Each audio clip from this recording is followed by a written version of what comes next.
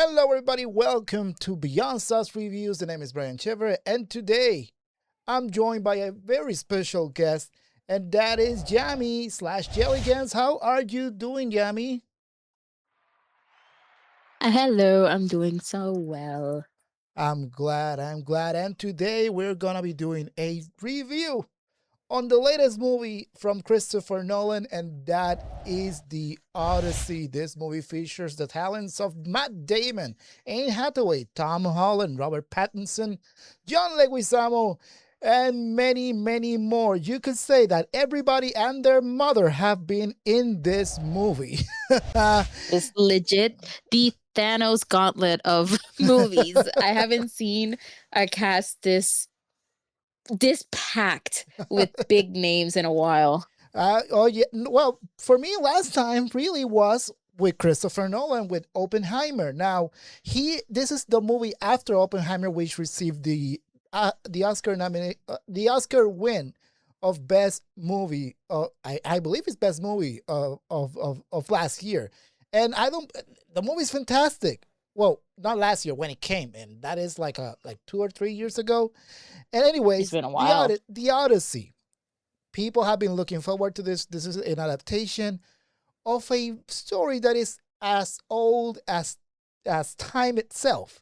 And I have And something that has so many adaptations already, which is really, really brave to kind of put pick it up and be like, I'm gonna make it my own thing. less As if 100 of people have already made it their own thing. now. Before we talk about the movie and our thoughts on it, remind me if I'm wrong. Didn't we watch Dunkirk together? We did watch Dunkerque Yeah, together, yes.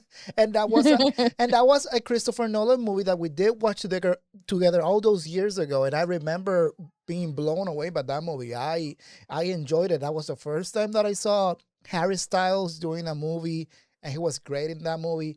But then again, it's Christopher Nolan. Once you see his name attached in any movie, it's kind of an event. I mean, Oppenheimer kind People of proved it. people are really biased. Like I am the worst person to be like, "Oh, like I'm not a movie critique." I will never claim that I am, Mm. but I do see a lot of people that are into movies, into the whole scene, and they are biased when it comes to Christopher Nolan. Like anything he touches is gold.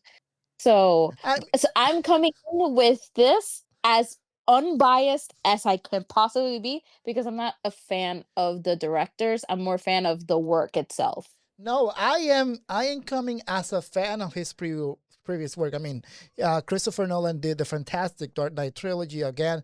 Oppenheimer, which was a wonderful film, and what a movie it was. And again, The Odyssey has had many adaptations, and Mhm. most recently, one of the most popular adaptations of The Odyssey is, of course, Epic the Musical, which you know and I don't. And that is coming from someone who loves musicals. And I have not, and I've seen people performing the songs from that musical. I haven't paid much attention to it. People have been telling me to listen to it. You have told me to listen to It is. It is. it. It is an adaptation, and it's coming from somebody. I am a really, really, really, really, really big nerd when it comes to Greek mythology stories from that time and era. And the Odyssey is something that I've always been fascinated on because it's more of a, if you're from Latin America, it's more of like a bochinche Yeah. from that era. Like it's something that somebody heard and then it keeps on going and going and going. Like people keep adding stuff to it or learning more stuff about it. And then it got like documented well beyond years ago. So seeing it being adapted in a musical, Jorge, and it's I'm biased there. He's Puerto Rican. My guy has the touch of the sun. My guy, he's a brain. It's like oh my god, I forgot his name. The guy that made Hamilton. Fuck, I forgot his name. Lin Manuel Miranda. Exactly. They have this touch that can they can make the most mundane or most like already told story into such an impactful one. And Jorge, it started off like a college thing. It started off as like something that a guy was doing in his room. And then TikTok being the big ass platform it is, people started auditioning for parts and he built this cast from college friends. His mother is in it, his dad is a character too. Like it's something so that we haven't seen in so long, something so little made Mm. that it's like it's small, it's like something personal that blew up and it's become this big community in the internet and it's reached Anne Hathaway and I'm happy by that. It reached Anne Hathaway, like an interviewer was like, oh, like the epic musical, everybody in the community was like, oh, it's getting somewhere. Listen, And listen, like it's just so beautiful. I've known about this story for many, many years. I mean, there's a movie called Troy, which again Christopher Nolan was attached to do, which he didn't wind up Mhm. doing. It is an obligatory read in many schools. I didn't wind up reading the original Odyssey, but then again, when it was announced that Christopher Nolan was going to tackle this, and then we started to see the names attached to this movie, my eyes were set to this movie, and knowing that this movie was going to be filmed It entirely was on bonkers. IMAX I is remember when the cast got amazing. announced, I was like, Zendaya, Tom Holland, Tom and then Holland. suddenly Anne Hathaway. I was like, whoa, whoa! Like I kept being thrown left and right, and I didn't even know the whole cast going in. So when I was at the movie theater, I kept seeing people, and I was like, oh, they're here. Oh, oh shit, this person is here. So I kept like being surprised that I didn't want to look at the whole cast because I love going to the movies Yeah. and just seeing who the hell is in the movie. Like I love that. So the movie, I was fortunate enough to nab a ticket for the IMAX screen for the Odyssey, and I have to say this movie blew my mind. I mean, this It's a beautiful shot movie. when It's we beautiful. talk about movies and the experience the of movie making and just experiencing the story within a movie, this is, to me, credits to Christopher Nolan, the cast involved, everybody involved in this movie. This feels to me like the type of movie that we were gonna talk about eventually for many years to come. This is epicness personified in the best way possible that we haven't seen in many years in Mhm. movies. We don't get to see movies at the scale that we saw in the Odyssey. It's been a I was, been a really long time since we've had a film, like a classic, like time, a old timey movie that we can be like, that's a classic. Like that's something I'm gonna like show my children back. Like, and I'm gonna keep talking about it like longer. It's like 300, is it the movie? 300? yeah, yeah. It's like that type of movie that is like historical events or like stories of that time that you can be like, yeah, no, that's a classic now. No, the thing that blew me away about this movie is that they managed to do this movie with as little special effects as humanly possible. They made this movie feel so I've real. We are in an environment. Today's modern day movie going experiences, we get to see a lot of movies that may look good, but there are one or two shots within any movie that you may see that you can clearly see is special effects. This movie Mhm. feels so grounded and real, even at the Are moment. we hitting spoilers? Are we touching on We're spoilers or not gonna not? we're not gonna talk spoilers, but Okay. the things that this movie manages to do in the fantastical area, they make it seem so real. There's this scene in the movie that is straight up body horror that I had to cover my eyes at some point because of how horrific it looked. But that is to the credit of the people involved in this movie, that it doesn't look CGI. It doesn't look It made up. looks so real that it makes your body recoil. And the sound in this movie, the sound design in this movie is Okay, crazy. I have something to say about the sound. Remember when I was telling you that, okay, For those at home, I have the touch of something called autism. So loud noise for me, it depends on like the noise. If it's not in a confined area, like a concert in a big stadium, it doesn't bother me because the sound has somewhere to go. Yeah, Like it goes up, it goes out. I picked because IMAX, like Brian said, the movie theaters everywhere here in the island, they were packed. yes. Every IMAX one was packed. It's either that or I was gonna break my neck because the only row available was the front of Yeah, the the movie front theater. row. So me and my fiance, we were like, oh, we want to go watch it. So I don't really mind going to CXC. Which Oh I told you what the my we god. have a screen here. We have four premium screening special screens on the island. We got the IMAX screen, we got the 4DX screen, we got the one which is multiple screens around the theater, and we got the CXC screens. Whenever I go watch a movie here on the island, I either watch it on IMAX or I watch it on CXC because CXC has the best sound, Like environment. around sound, like it's Yes. surrounding you. So when you So told me I that you were gonna, remember you told me like, "Oh, prepare yourself," and I was like, "It can't be that bad." I've been to like a state. I went to the Orlando Stadium for like a concert that was sold out. I can handle noise. When I tell you that most of the movie I was covering my ears, I left with a migraine. In the middle of the showing, I had to drink Advil. So the only critique I can say, I mean, there's a lot to critique, but it's going into spoiler yeah, territory. But one of the biggest critiques I can say is that the sound design, yes, it was good, but also it was bad because it was way too loud. There were moments where the loudness just consumed the scene and I wasn't even able to concentrate on what was going on screen because I was more focused on not blowing my ear off.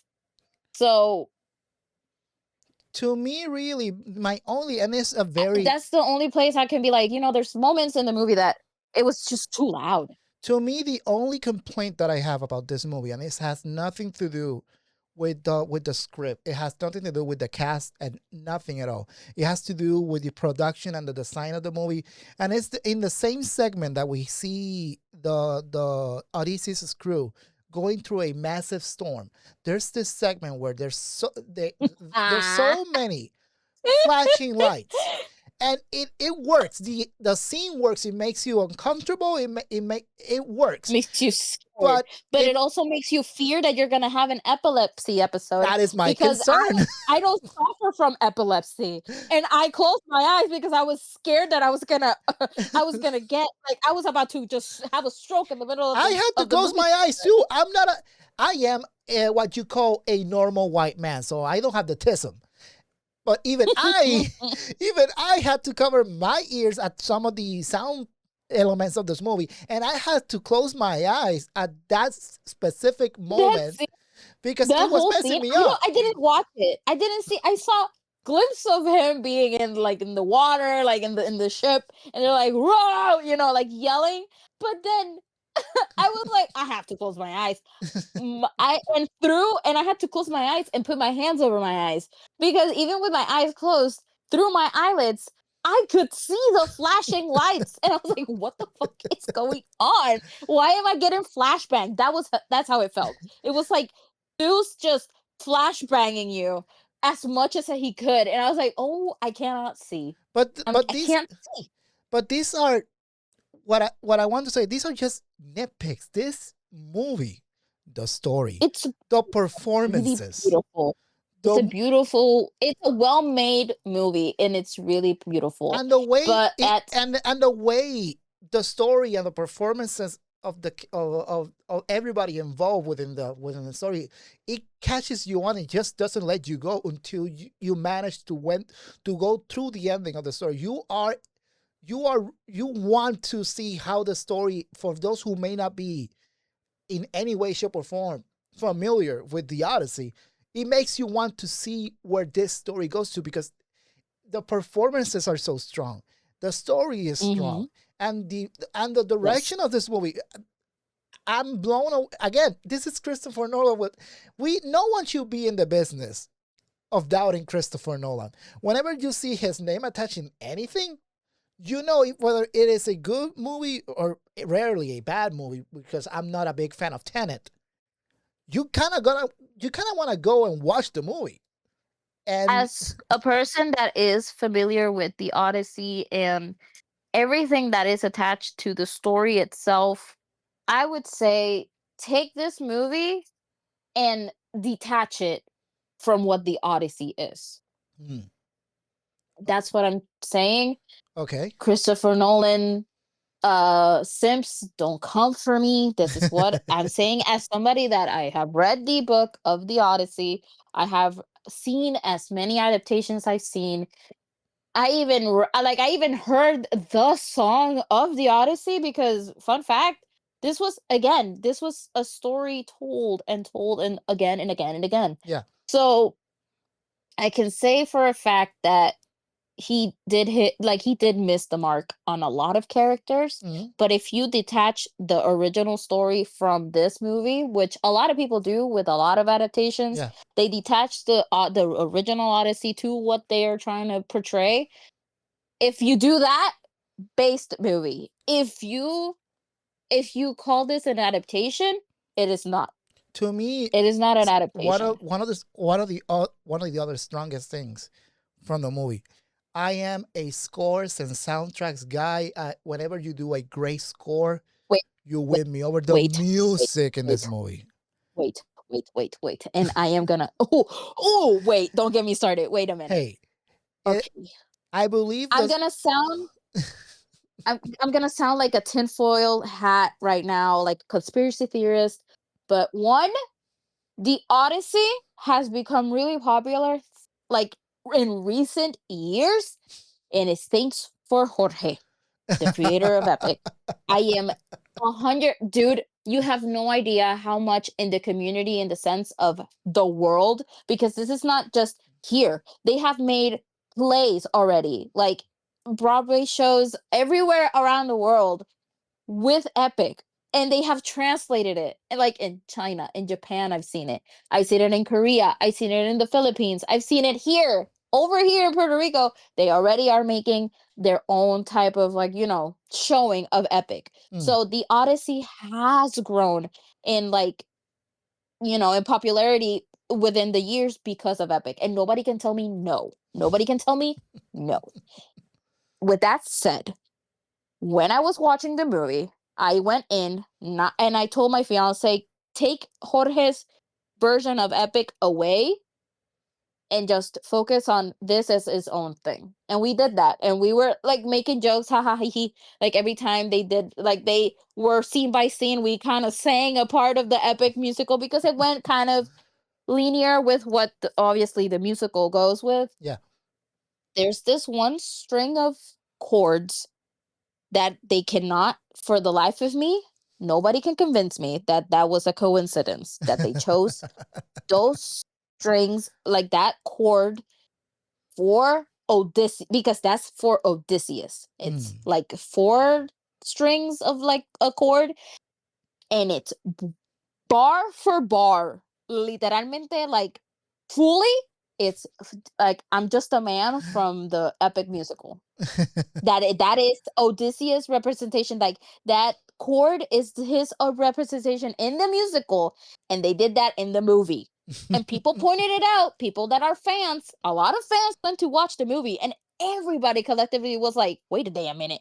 And we saw it and we were like, what the fuck? And nobody can tell me that Christopher Nolan or somebody in his team saw Epic and they're like, that's a bar, and they put that in the movie. Nobody can tell me otherwise. And I'm who, sorry for that rant. And who again, I sound like knows? a conspiracy theorist, but it was so on the nose that if you watch, like if you listen to the musical, that those strings are the ones that represent Odysseus in every saga. And then you go into the movie and you hear that, you're like, wait a minute, what the fuck? Anyways, back to the movie. To me, The Odyssey is a solid 10 out of 10. Now, I have I haven't had many 10 out of 10s this year. Uh, I am still struggling because we also had a fantastically great movie with Project Hail Mary. I'm I haven't seen it. I as someone who has seen both, to me these two, The Odyssey and Are Project Hail fighting. Mary, to me are fighting my positioning of the number one best movie of this year as who's gonna take that place. Slightly Project Hail Mary, but Odyssey is reaching. I'm gonna have to watch the Odyssey one more time to settle that discussion. Anyways, for you, what is your rating for the Odyssey Out of what? out of 10? Out of 10. Oh, Or number? I'm a Wait, ruffles. wait, wait, wait. I'm Out of five. Out of five. mm, For me, 5 out of 5. out of 5. Yeah. Out of 5. Out of 5. Ooh, 3.5. Or no, Ooh. 3. 3. Oh, that is It's rough. bold. That is bold. Again, again, it comes from it was a good movie, but again, the sounds were too much. The some scenes were a bit too much, like with the flashing and lights and all that stuff. It was really loud and it was difficult to enjoy. And it's coming from somebody with autism. I'm so sorry. It's just my ears are different, but and also it comes from a geek of Greek mythology, and he missed the mark in a lot of made the Odyssey and Odysseus who he is. So, and not only Odysseus, like, it's not spoiler, it's the Odyssey, Mm, but like Calypso and Athena, like these gods had such a heavier part in the story, and in this movie he kind of missed the mark on that, and I don't know. It's just for me, wow. it's a 3 out of 5. It's still a Wow. high number. He's No, in no, the yeah, middle. He's no, still in the no. middle. Yeah, yeah, no, no, I get you. I get you. And this is a very nice segue. I have loved this conversation. So, I'm here with Jamie, and I am ready to announce something that I have been waiting to announce, and that is that Jamie and I will be starting soon our own podcast called Beyond Stuff Reviews Throwback Edition, where we will be both going watch different old movies from beyond the times and sharing our thoughts on those movies. Most of So them are gonna be beyond my time. I'm a newbie and I am a Gen Zer, so it's gonna be a nice way, like, to see both perspectives of that era. Like, there's a lot of movies that are a hit for me, and for millennials, they're like the best movie ever.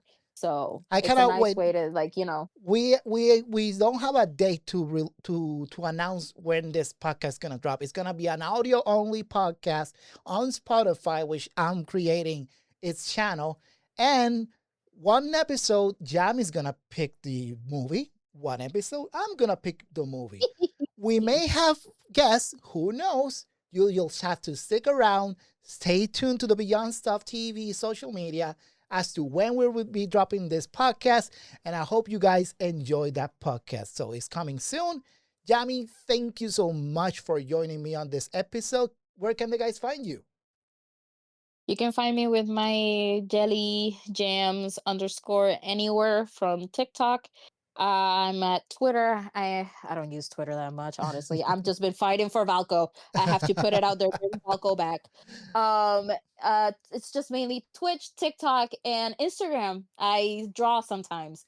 Yeah. Yeah, that's basically it. You guys, I have a date here on my back.